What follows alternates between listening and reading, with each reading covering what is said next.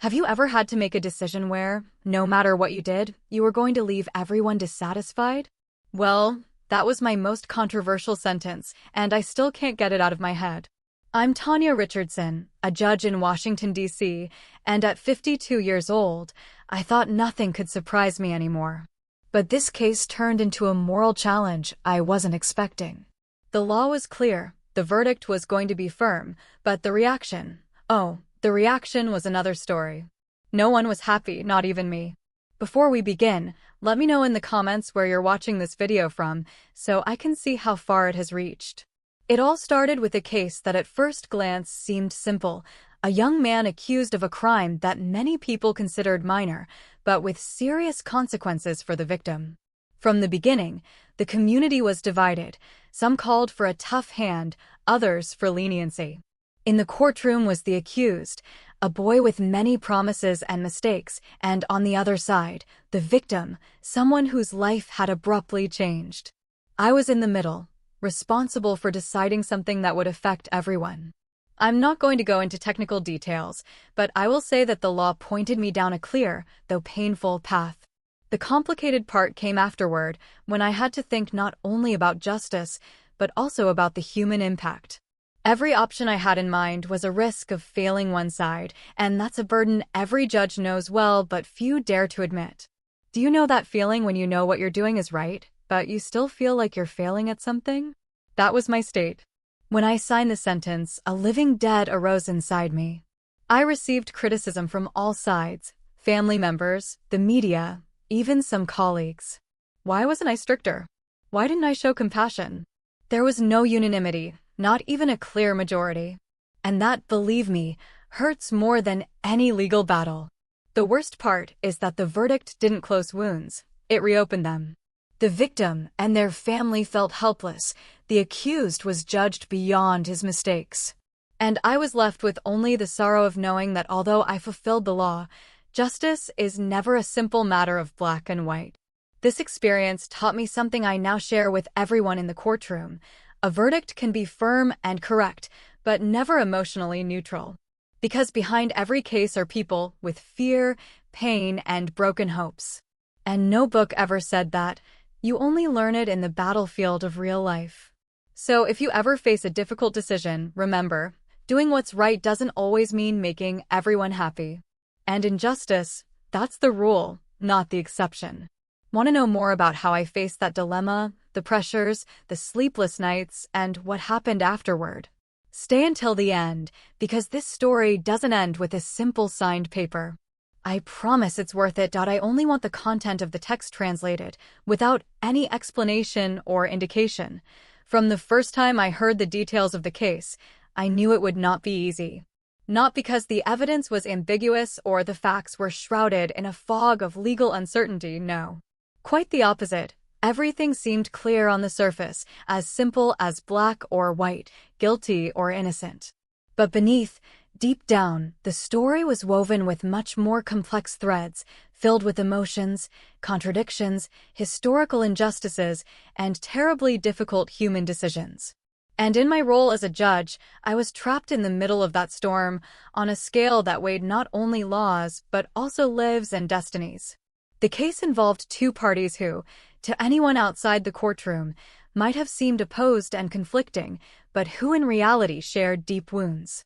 On one side, there was a victim, someone who had suffered real, tangible, painful harm, demanding justice and reparation. On the other, the accused, who, although legally responsible, carried with him a story of circumstances that evoked empathy, doubts, and questions about the true meaning of justice. I could not ignore that my decision would affect much more than the sentence. It would impact families, communities, and above all, the perception these people had of the legal system and of me as its representative. At first, during the hearings, emotions barely filtered into my judicial mind. I relied on hard facts, objective evidence, the strict law I had to follow. But as I listened to the testimonies, the human stories, the pauses filled with silence in the room, I began to feel a kind of invisible weight, that burden not reflected in the case files or articles of the penal code, but inevitable when a case touches such deep chords. What surprised me most was how, despite the rigidity of the process, each person involved held a truth so valid and yet so conflicting. The victim claimed justice with a broken voice, a fixed gaze, as if every word were a personal battle not to break down. The accused, on the other hand, with the humility of one who knows he will face punishment, spoke of his mistakes and regrets with a sincerity difficult to ignore. And there I was, in the middle, trying not to lose sight of the fact that, although I had to be impartial, I could not allow myself to be insensitive. Making the decision was, without exaggeration, the most harrowing experience of my career. Never before had I felt so much pressure, not out of fear of being wrong, but because I understood that, whoever my verdict favored, someone would leave disappointed, resentful, or worse, hurt for life.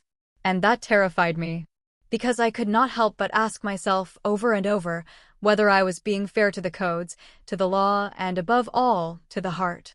When I finally reviewed all the evidence, reflected on every argument, weighed every appeal to the humanity of those involved, I realized that this case transcended the simple act of applying the law. It was a mirror of social complexity, the system's failures, and the imperfect nature of humanity. It was not simply about delivering a verdict, it was deciding which of two pains deserved priority, which harm demanded greater reparation.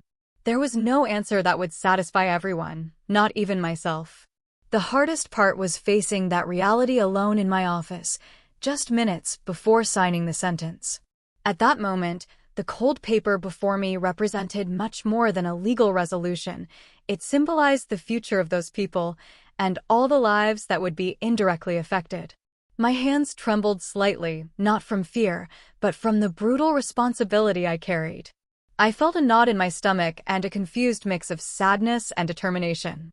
I signed the ruling knowing with painful clarity that someone in the courtroom would be unable to accept my word.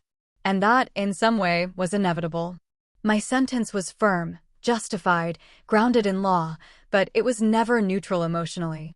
Because justice, at its core, is human and, as such, marked by nuances, contradictions, and scars. Afterward came the aftermath. Not only in the case, but in my own life. The following days were full of reflections, of listening to voices, of receiving messages expressing anger, pain, and sometimes gratitude. It was a constant reminder of how complex judging is, of how the power we exercise as judges can heal or hurt, sometimes simultaneously. This experience taught me a truth that, although I had intuited it, I had never lived so intensely. Justice is not just a matter of rules or sentences.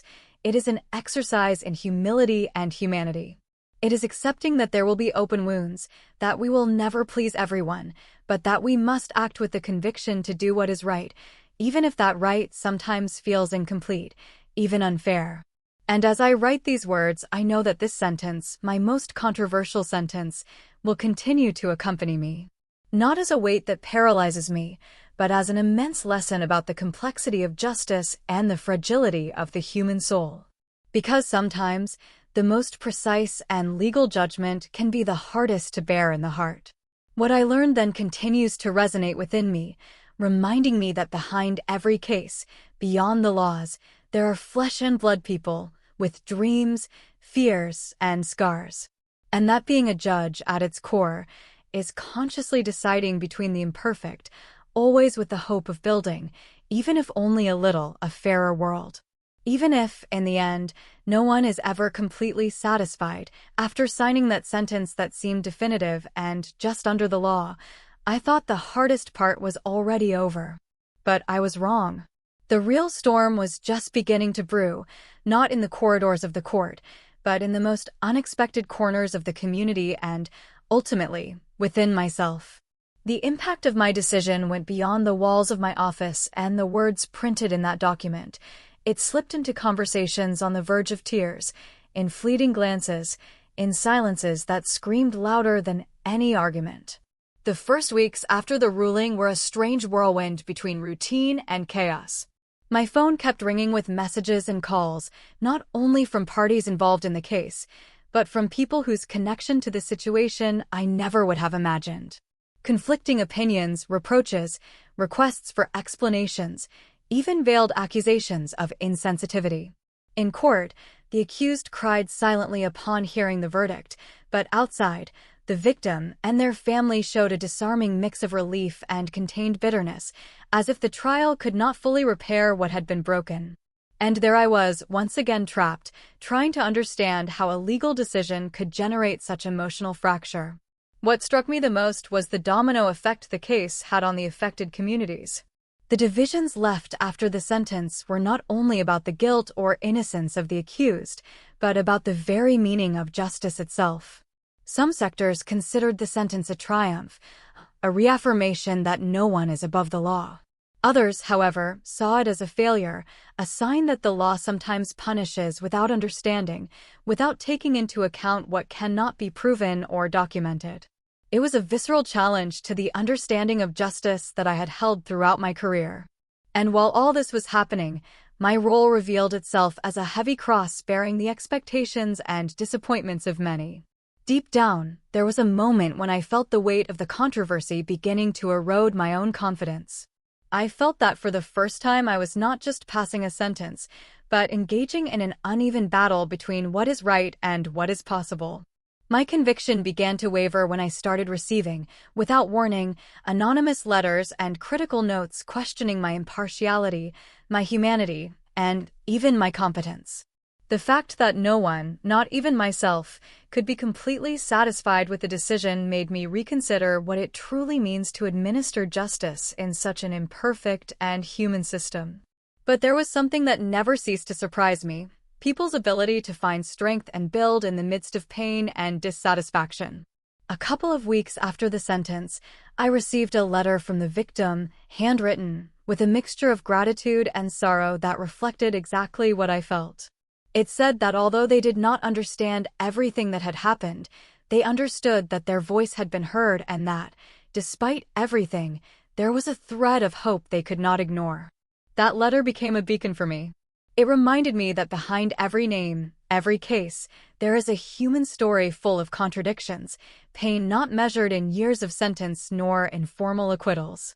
At the same time, the accused, through their lawyers, acknowledged the process and accepted the sentence, though not without reservations. In their words, I found a disconcerting mix of sincere remorse and bitter resignation. They told me how, even before the trial, they had begun to understand the magnitude of their actions, and how even in prison they hoped to find a path to redeem themselves, not for others, but for themselves. That perspective led me to question how often the justice system loses sight of the real possibility of human rehabilitation, beyond the punishments it strictly imposes. In the time that followed, I found myself reflecting not only on that particular case, but on the nature of judgment and the responsibility every judicial decision carries with it. I began to perceive that sometimes it is not just about what is legally right, but about what is humanly just, and that the line between the two can be blurry, often invisible at first glance. I started to understand that justice, no matter how precise it strives to be, is an inevitable mixture of certainties and doubts, of firmness and flexibility, and that very fact makes it so deeply human and, sometimes, so painful.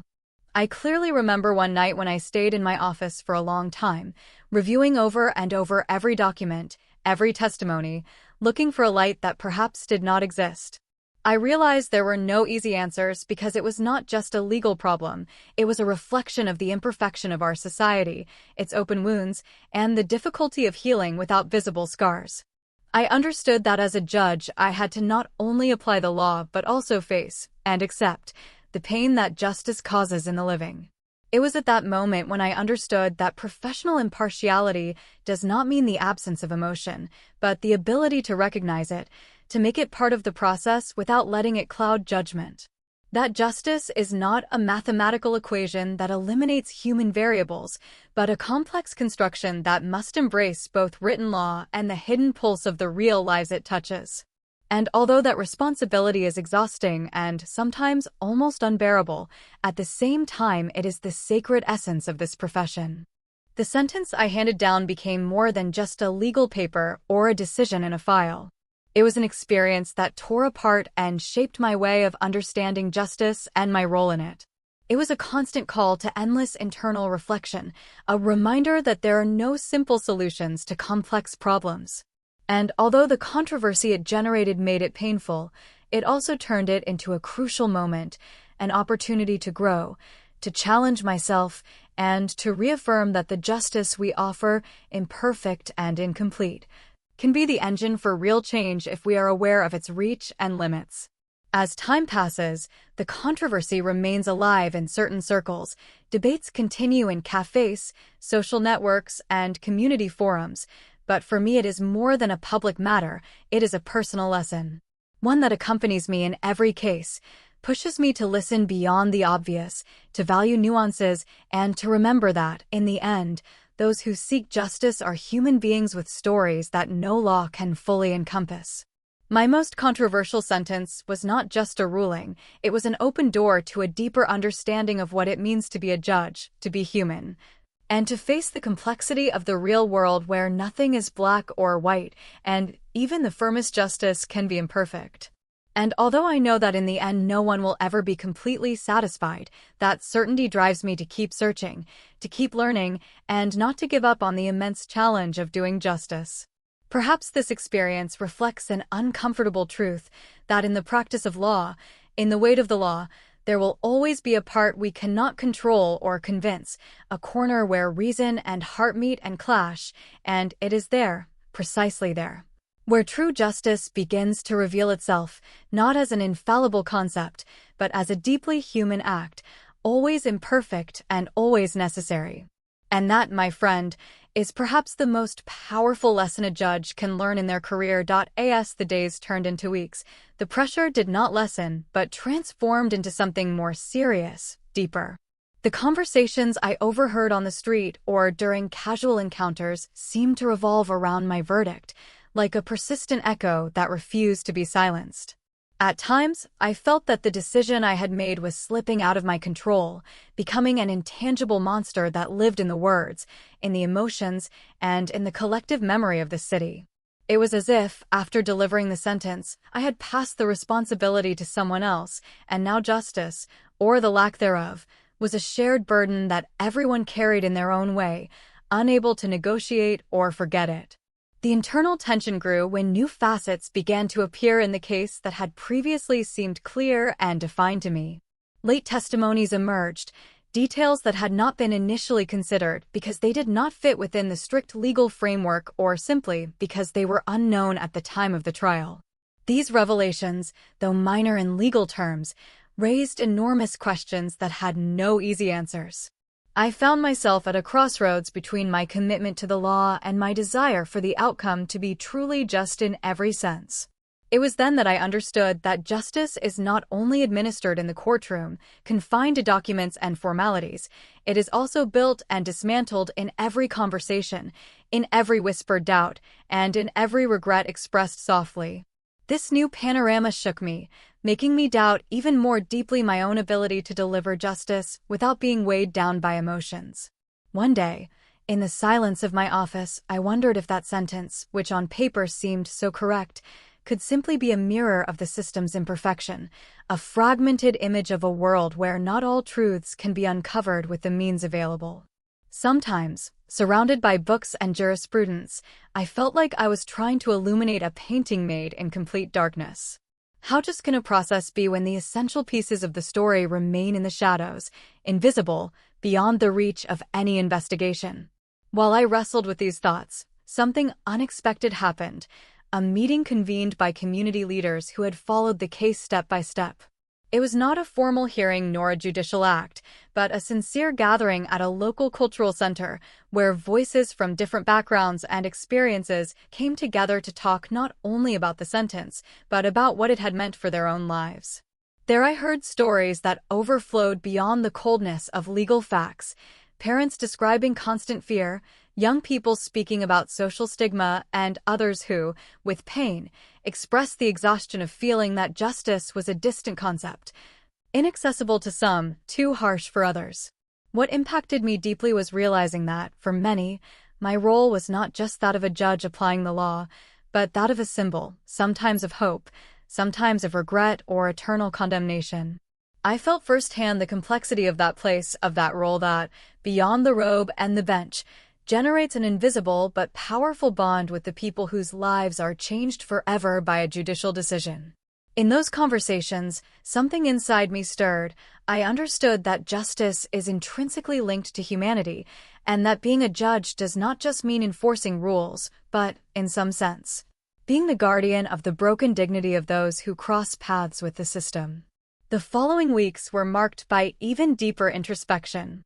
I found myself traveling between the technical clarity of the law and the emotional haze accompanying my own decisions. My personal journal, usually reserved and technical, began to fill with rawer and more personal thoughts, confessions about sleepless nights, alternative scenarios where the sentence might have been different, and the faces of those who had cried silently in the courtroom. There were moments when I questioned whether all the effort was enough, or if my pursuit of justice only deepened the wounds instead of healing them. But there were also flashes of light. I received an unexpected visit from a teacher in the neighborhood where the victim lived, who shared with me how that case had led her community to openly discuss difficult issues, violence, forgiveness, and the urgent need for social and psychological support to prevent similar tragedies. She told me about workshops for young people, neighborhood meetings, and support networks that began to emerge, aware that although the sentence could not erase what had happened, it had awakened a collective desire for prevention and change. Those stories of resilience, of small steps forward, gave new meaning to my work and reminded me that justice, despite everything, can also be a tool for social transformation if it is understood as a process, not just as a result. I must admit there were moments when the dissonance between the legal and the human made me fear for my own emotional strength. The line separating duty from feeling became porous, and sometimes I felt overwhelmed by the violence of that internal contradiction. But it was in that vulnerability that I found an unexpected refuge, a place where I could affirm that being a judge does not mean being insensitive, but being aware and responsible amid complexity. Being a judge actually means being human and accepting that justice will never be perfect, but must always seek its humanity. As the controversy persisted, I also realized the importance of transparency and open dialogue. I began to participate in public forums, talks with law students, and meetings with community leaders, not to defend my sentence, but to share what I had learned and, above all, to listen. It was a liberating and enriching process. There I understood that justice is not only expressed in firm sentences and legal documents, but in the ability to create spaces where those involved and the community can find words and meanings for what the formal trial left unexplained. There was one lesson that perhaps sank deeper than any other. Sometimes, more than offering answers, justice must open questions. Questions that challenge society to question itself, to reevaluate its values and its way of living together. Questions that are not resolved in a courtroom but find fertile ground when all actors, from judges and lawyers to victims, accused, and neighbors, dare to look at each other without fear, with the sincere will to understand and heal. Thus, the sentence I delivered became a fragile but necessary bridge between the law and the people, a constant reminder that justice is, above all, a path we walk together, with pain, with hope, and with imperfections. Before me, justice ceased to be a remote authority and transformed into a living, changing, sometimes contradictory process, but always essential. From that experience, I learned that the judge's role does not end with the signature on a paper. It continues in every story that is not forgotten, in every heart that beats with uncertainty, and in every community that is marked forever. That responsibility, heavy and sublime, is what guides me today in every verdict, every decision I make. Because I know that beyond the law, beyond the sentence, there is life itself, with its complexity and its inexhaustible need for true, human, and complex justice. Every time I review that case, I feel that I carry with me a piece of that conflict, that uncomfortable truth that challenges any simple definition of what is just and lawful. And though the controversy continues, though dissatisfaction persists for many, that experience taught me not to fear uncertainty or the pain that justice causes, but to understand them as an essential part of this path. Because it is precisely in that imperfection where justice reveals its most human face, not in absolute certainty, but in the constant attempt to be just in a world where being completely just is, perhaps, an unattainable goal.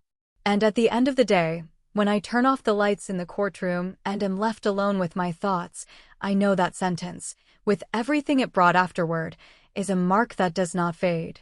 It is not a mistake nor a victory, but a learning, a challenge, and a commitment. Justice taught me to listen beyond the cold letter of the law, to embrace uncertainty, and to recognize that despite the storms, the pursuit of justice is worth it. Because even if no one is completely satisfied, the very act of seeking it with humanity and awareness is what keeps alive the hope for a better world. And in that, perhaps, lies the true sentence that never ends. Days passed that turned into weeks, and I still felt how that sentence echoed in every corner of my life. Beyond the walls of the courtroom, it seemed as if an invisible wind carried away every whisper, every reproach, every look filled with anxiety and broken hope. I realized that the decision I had made was not just a mark on a file, it was an echo that spread, sometimes simple, at others so complex and confusing that it seemed to escape my understanding. The idea that, by signing that resolution, I had passed the torch of responsibility to invisible hands unsettled me. Justice, or at least that version of justice we had reached, had become a burden that no one could carry entirely alone. The city, the community, even myself, we were all intertwined in that cloak of dissatisfaction and pain. Every morning when I arrived at my office, I felt the air was denser, as if the questions born after the sentence had made a nest there, growing in silence, raising doubts that neither the law nor my experience seemed capable of answering. And then the new facets arrived. Small details, testimonies that appeared late, almost like ghosts, pointed to a reality many of us had not seen. They were not evidence that could legally overturn the verdict, but they did sow deep cracks in the perception of what had been just. I faced the idea that perhaps the story had not been as easy or clear as I thought, that justice, in its inflexible structure, does not always allow the inclusion of shadows or nuances that live within people. It was a hard blow, not only professionally but personally, because I began to question whether, in my earnestness to apply the law rigorously, I had inadvertently set aside the humanity that must uphold it. That turn caught me off guard. At some point, I felt trapped in a struggle between two irreconcilable worlds, the world of law and the real world, with its inevitable imperfections and invisible stories. The reality that emerges outside the courtroom does not always fit or is measured by legal tools. The weight of each decision, I understood, lies not only in what is written but in how those words affect the pulse of a community, the beating of entire families, the path walked by people who once believed justice could heal all wounds. It was amidst this turmoil that I received an invitation that changed my perspective. A group of community leaders, those voices that often remain outside the spotlight, called me to a cultural center in the neighborhood most affected by the case.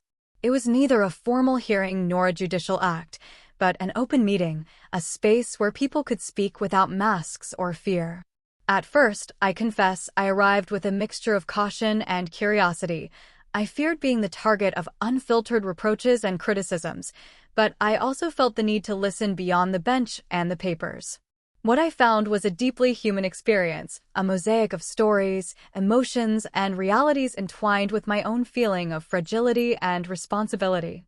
I listened to parents whose eyes spoke louder than their words as they shared the fear that accompanied them each day, young people who bared their souls describing the stigma that haunted them, people who expressed, with a mixture of resignation and pain, the weariness caused by feeling that justice is a distant ideal, often instrumentalized, and rarely accessible in its entirety.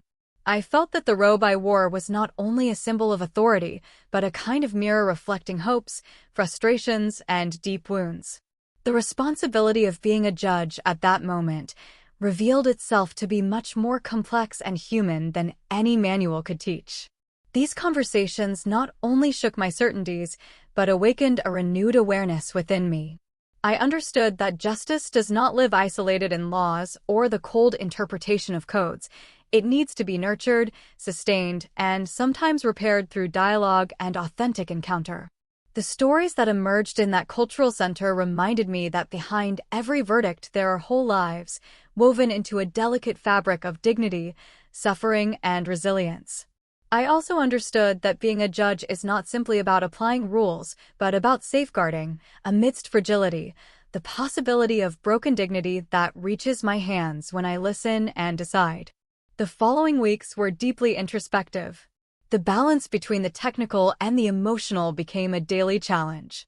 My journal, usually a sober record of arguments and precedents, filled with more intimate thoughts. I noted the uncertainty that kept me awake at night, the persistent images of those people who, without means to fully express themselves, faced the consequences of my sentence. I imagined alternative scenarios, trying to understand if there were paths I hadn't seen or decisions that could have changed the course of that story. Sometimes, the feeling of insufficiency paralyzed me, as if all I had done was just a small step in an endless search, a constant struggle to balance justice with compassion. However, there were also flashes that illuminated my journey. One day, I received an unexpected visit from a teacher from the victim's neighborhood, someone who, far from judging the sentence, shared with me how that case had sparked a flame in the community. She spoke of open talks about difficult topics like violence and forgiveness, of workshops for young people aiming not only to protect themselves, but to understand the value of every life.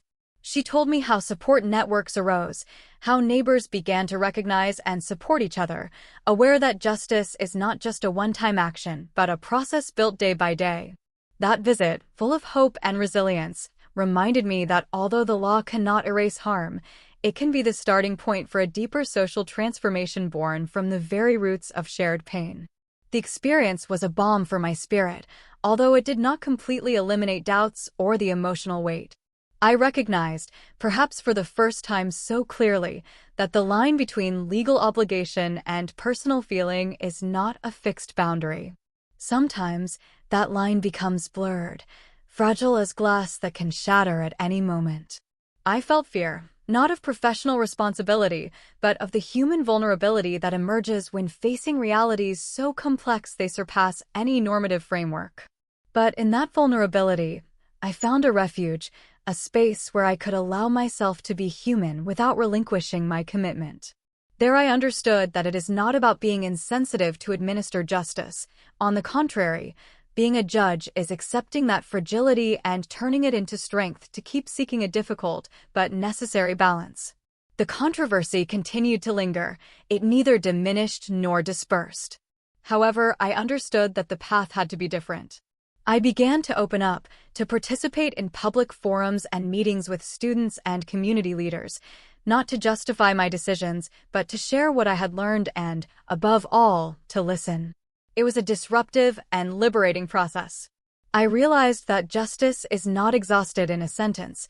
It comes alive in those spaces where words, doubts, and feelings that the formal process silenced are allowed. There I discovered the richness of building bridges, fostering empathy, understanding that the law is only part of the vast framework that sustains coexistence. Among all the lessons, one remained etched in my soul with exceptional intensity. Justice is often not the definitive answer, but the beginning of necessary and urgent questions.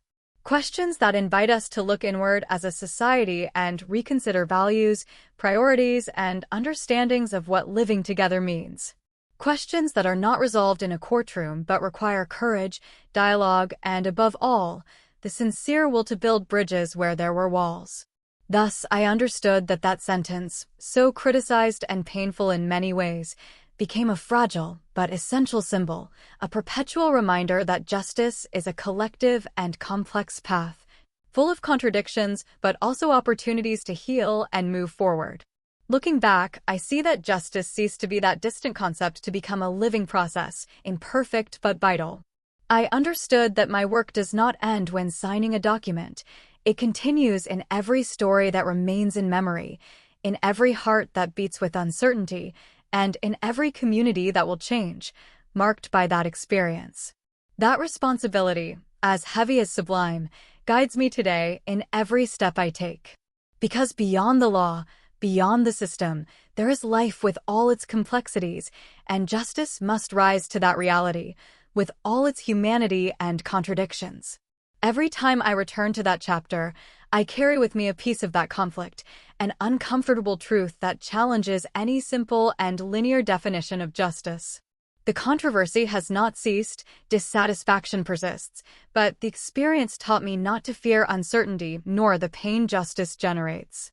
On the contrary, I learned to see them as an irreplaceable part of this path because there, precisely there, justice reveals its most human face, not in absolute certainty, but in the constant effort to approach truth and fairness in an imperfect world. And when at the end of the day I turn off the courtroom lights and am left alone with my thoughts, I know that sentence is not just a past event. It is a living scar, a memory that accompanies me as a commitment. It is not about a perfect ruling nor a total victory, but a profound lesson, a challenge, and above all, a call to be better, to be more aware, to listen with an open heart. Because although not everyone will ever be satisfied, knowing that we seek justice with humanity, that we embrace it with all its contradictions and pains, is the only way to keep alive the hope for a slightly fairer world. And perhaps, in that never-ending search, lies the true sentence that no controversy will ever be able to erase. But the most unexpected thing came when, months later, that sentence began to transform into something different from what I had anticipated. I received a call, a voice that sounded shaky but determined, from a young man indirectly involved in the case. He wanted to tell me how, despite everything, he had found a way to rebuild his life. He said he was not seeking absolution nor trying to justify his mistakes, but simply to share a truth that no one seemed brave enough to face. The weight of the judgment was not only in the courtroom, but in every daybreak that came with the consequences of that ruling. The conversation was long, filled with pauses where it seemed he was trying to organize difficult thoughts, moments when pain surfaced without asking permission. He told me about sleepless nights, the internal struggle not to let bitterness take control, the will to change in order not to get lost in that invisible cycle that had trapped so many around him. It was a humble but also powerful story because it confronted me with an uncomfortable truth. Beyond legal language, justice is a process that must continue long after a case is closed. That encounter reminded me, once again, that behind legal decisions are people who live each day with their scars, with their small and silent victories that rarely make the headlines. But not everything was hope. The controversy remained alive, with its echoes ringing in courts, cafes, social networks, and administrative hallways. I read protest letters, heard harsh criticisms, and also, at times, words that sought to support my decision based on well-founded arguments. That multiplicity of voices made me understand that justice is not monolithic, but a constant dialogue that reinvents itself with each story, with each face that challenges it. It was amid that noise that I decided I could not remain trapped in the individual dilemma. The sentence had been only a starting point, not an end. I needed a way to transform that burden into a driving force for something bigger, deeper. Thus, with the firm conviction to act from vulnerability and honesty, I embarked on an unexpected project to call together those who, for different reasons, had been touched by that judicial process. Not only the victims and their families, but also those who, in one way or another, had been accused, community leaders, health professionals, educators, police officers, activists, and volunteers. I wanted to create a meeting space, not to judge or justify, but to understand, to rebuild bridges that the official history seemed to have broken. The first meetings were slow, tense. There was distrust, fear of being vulnerable, fears of opening wounds that had taken much effort to close. But little by little, those invisible walls began to crumble. Stories were shared with respect, with contained emotion, but also with that common longing to find something in that tangle of pain and fragmented justice. There were tears, yes, but also shy laughter when we remembered moments of shared humanity, small acts that meant everything amid the chaos. It was not an easy path. There were heated discussions, deep disagreements, but also that spark that only arises when people dare to listen to each other without prejudice. In one of those sessions, a mother spoke, unable to hold back her tears. Her son had been part of the events leading to the sentence and, although hurt, she confessed that that meeting had made her feel heard for the first time in a long while. Another participant, a young man who had faced years of stigma, spoke about how that space gave him the opportunity to show that he was not just his mistake or past, but someone who wanted to build, who deserved a second chance. As I listened, I was overcome by a deep emotion, as if together we were weaving a new thread that could support them in their fragility and give a different meaning to the lived experience. What emerged from those meetings was not a simple solution nor a document with definitive answers. It was something much more valuable, the understanding that justice can be a collective and ongoing process, requiring time, empathy, and above all, the willingness to look at the person behind the case, beyond the file. It was also a learning for me as a judge, an invitation to rethink my role not only as an enforcer of the law, but as an agent of social change who can open spaces where the most silenced voices find resonance. However, even amid that transformation, reality remained harsh. Sometimes, after those intense sessions, I felt the burden was too great for one person, that social polarization and deep wounds would not be resolved with good intentions or well-meaning dialogues. I realized that justice lived that constant tension between law and life, between the norm and the imperfect nature of the human condition. Something that cannot be ignored or denied because it is that very tension that, paradoxically, gives meaning to this complicated and sensitive task. One night, after one of those meetings, while walking home under a night sky full of stars, I understood something fundamental. Justice is not a point on the timeline, but a path built day by day, with small steps, often invisible, but full of the persistent hope that it is possible to change, heal, and move forward. It is not a final destination nor a perfect goal, but a vital process for any society that wants to recognize itself in its diversity, in its history, in its wounds, and in its capacity to grow. I returned to the court with a renewed perspective, but also with greater humility. That case that had challenged me so much became a living symbol of what it means to judge with responsibilities that transcend the robe and the bench. Its legacy was not just a sentence, but the stories that continued beating silently, the faces that kept seeking justice, not only in the law but in daily coexistence, in collective memory, in the empathy we must build among ourselves. I do not know if that sentence will ever be fully satisfactory to everyone, or if any ruling could be. Perhaps that is an unattainable ideal we must accept honestly.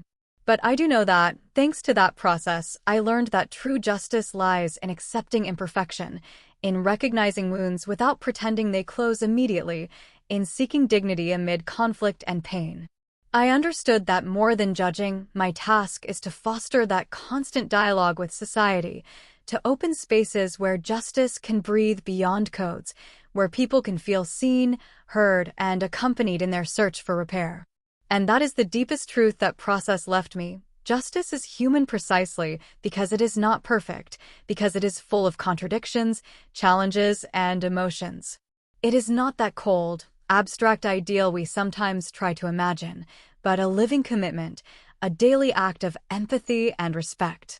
The controversy surrounding my sentence became, for me, not a burden to carry in silence, but a constant reminder of the need to keep learning, questioning, and above all, walking alongside those who most need justice to be more than a ruling, that it be hope, a bond, and transformation.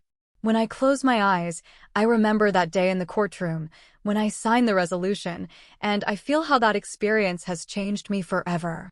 Justice, with all its complexity and wounds, is a reflection of what we are as a society. And in that reflection, if we have the courage to look honestly and humanely, we can find not only the judgment of a judge, but the vibrant pulse of all those who, in one way or another, dream of a world where the law is not a wall but a bridge to something better. That is the sentence I carry with me every day, a commitment to seek not perfection but justice with heart.